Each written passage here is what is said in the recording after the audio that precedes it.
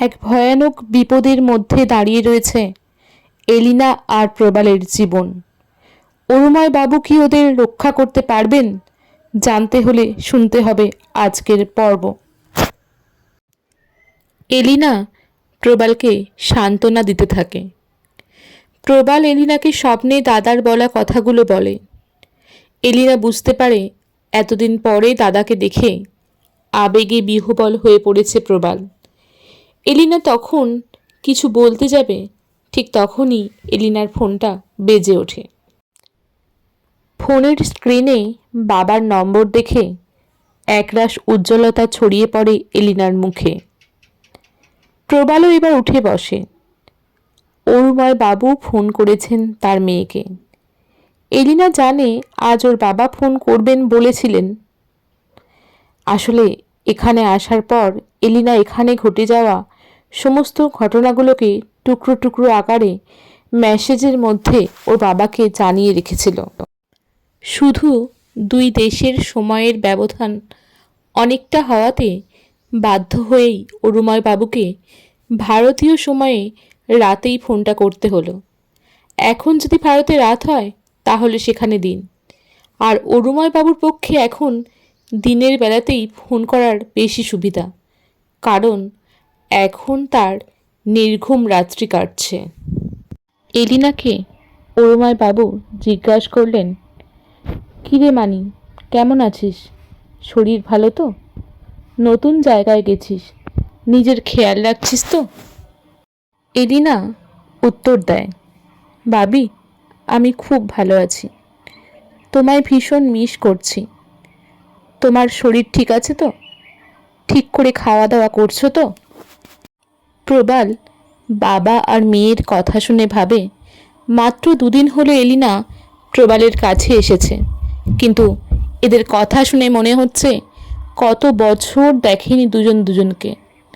মনে হয় কথা হয়নি অনেকগুলো দিন। নিজের মনে হাসে প্রবাল। ওর মনে পড়ে যখন প্রথম বিদেশে পড়তে যায় ওর মাও ঠিক এমনটাই করতেন। এলিনার কথা শুনে প্রবাল বুঝতে পারে অরুময় বাবু কথা বলতে চান প্রবালের সাথে। প্রবাল ইশারায় বলে ফোনটা লাউড স্পিকারে দিতে। এলিনা প্রবালের কথা মতো তাই করে। ফোনের অপর প্রান্ত থেকে প্রফেসর অরুময় সিংহের গলা ভেসে আসে, কেমন আছো প্রবাল? শরীর ভালো তো? আমার পাগলিটা তোমায় জ্বালায়নি তো? প্রবাল এবার উত্তর দেয়, ভালো আছি স্যার, আপনি কেমন আছেন? শরীর ভালো আছে তো?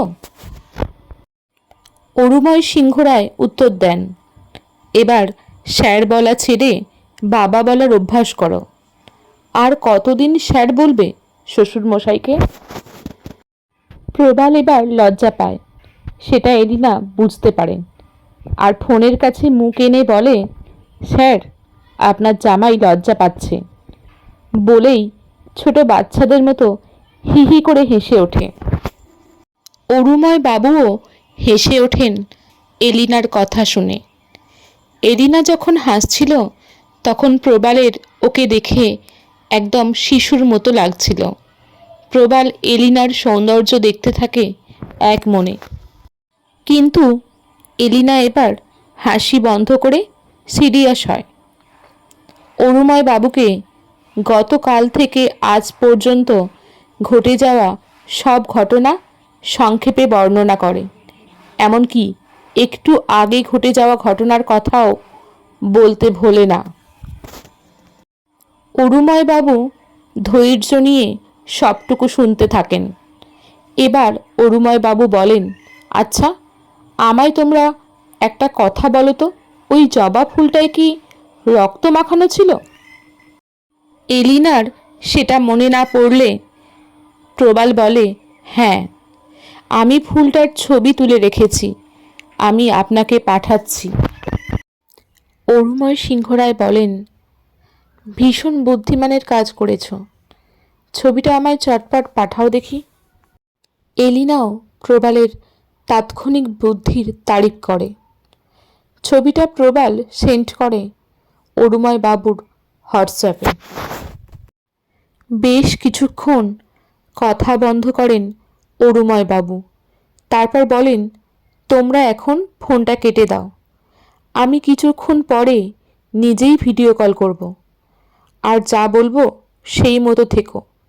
আজকের রাতটা ভীষণ ভাইটাল, ভুল করেও আর ঘরের বাইরে বের হবে না, কাল সকালের আগে তো নয় একদম। এলিনা আর প্রবাল অরুময় বাবুর এহেন কথায় ভীষণ ভয় পেয়ে গেল। প্রবাল আর এলিনা দুজনেই জানে যে পেশায় ডাক্তার হলেও অরুময় বাবু জ্যোতিষ চর্চাও করেন সময় পেলেই, তাই ওনার কথায় অবিশ্বাস করার তো কোনো কারণ নেই। ফোন রেখে ওরা দুজন দুজনকে জড়িয়ে ধরে আর আসন্ন বিপদের কথা ভাবতে থাকে।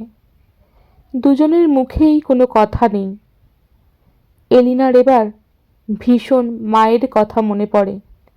এলিনা চোখ বন্ধ করে ওর মাকে স্মরণ করতে থাকে, আর প্রবালও চোখ বন্ধ করে স্বপ্নে ওর দাদার বলা কথাগুলো, অরুময় বাবুর বলা কথাগুলো ভাবতে থাকে। এমনি করে কাটতে থাকে সময়। তখন সবে রাত্রি 2টো। ওদের কাছে একটা সেকেন্ড যেন 1 ঘন্টার মতো মনে হতে থাকে।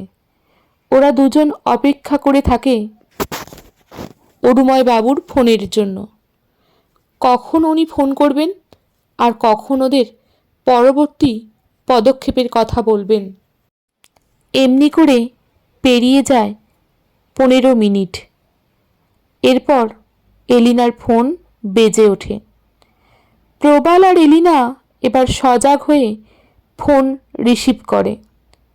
ভিডিও কলে এলিনা দেখে ওর বাবাকে, যেখানে ওর বাবা সবসময় ফর্মাল শার্ট প্যান্ট পরা মানুষ, আজ সে পরেছে লাল ধুতি, আর গলায় থাকা উত্তরীয়টিও লাল। তবে এলিনা বাবাকে সাদা ধুতি পরতে আগে দেখেছে, যখন ওর বাবা জ্যোতিষ চর্চা করে, কিন্তু এই পোশাকে বাবাকে দেখে ভয় পেয়ে যায় এলিনা। অরুময় বাবুর কপালে বড় করে সিঁদুরের তিলক আঁকা। এবার অরুময় বাবু বলতে শুরু করেন, আমাকে এই পোশাকে দেখে তোমরা ভীষণ অবাক হচ্ছ, আমি জানি।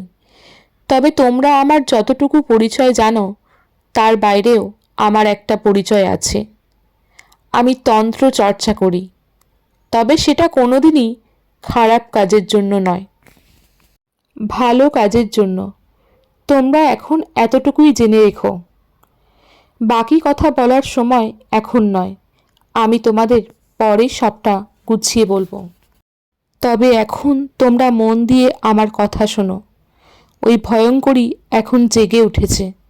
ও প্রবালের ক্ষতি করতে বাধা পেয়েছে, আর বাধা দিয়েছে আমার মানি। ও এখন মানির উপরে ভীষণ ক্ষেপে আছে।